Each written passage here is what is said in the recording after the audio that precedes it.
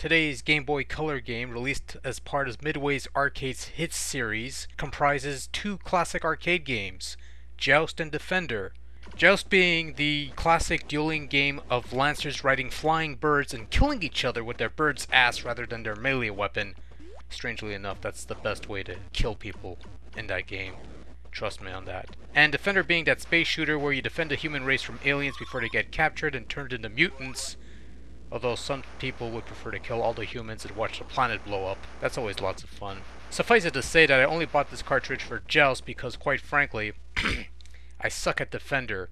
So any Defender gameplay footage will comprise many deaths, which actually look pretty good for a Game Boy Color game. Almost as smooth as the brilliant explosions in the arcade game, which is pretty impressive for a portable system. 8-bit system at least.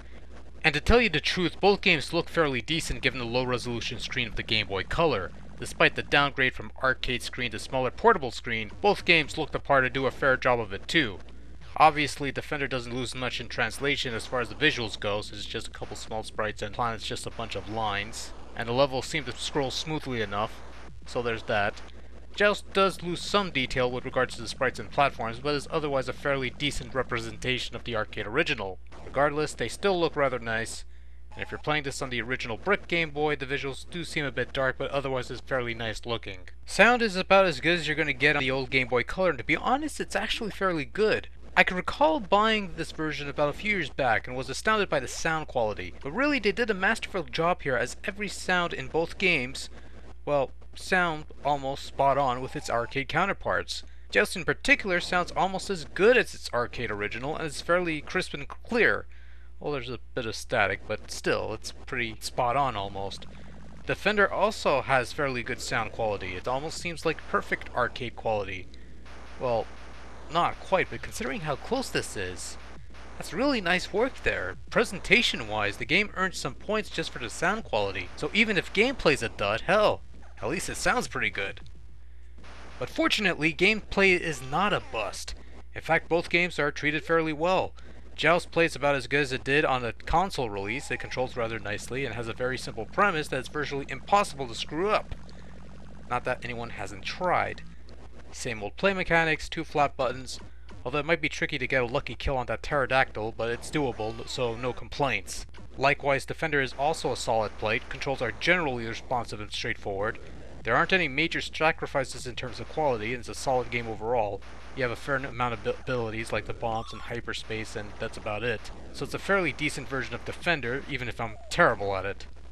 In the case of both games, you could adjust your lives count and difficulty, as well as a couple other options exclusive to each game. Multiplayer is treated differently depending on the game. Joust allows you to link up with another player for 2 player simultaneous action, much like the original arcade game and console releases, while Defender features 2-player alternating play using a single Game Boy, which I thought was a pretty nice little feature. After all, if you can't find someone to share your Game Boy with, you could always play with yourself.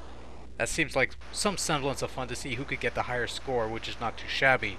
Overall, this is a fairly good port of 2 classic arcade games. While the loss of resolution and detail makes them seem somewhat bland and unappealing by modern standards, it still bears the frantic and fun gameplay aspects that made these games worthwhile plays, which is probably more than what I could say for most modern games released today.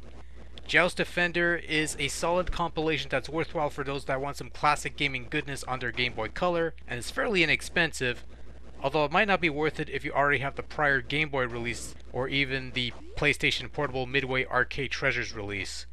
Still, I find that you can't have enough Joust or even Defender if you swing that side of the fence, and this is a pretty solid effort in porting these classics to the Game Boy Color.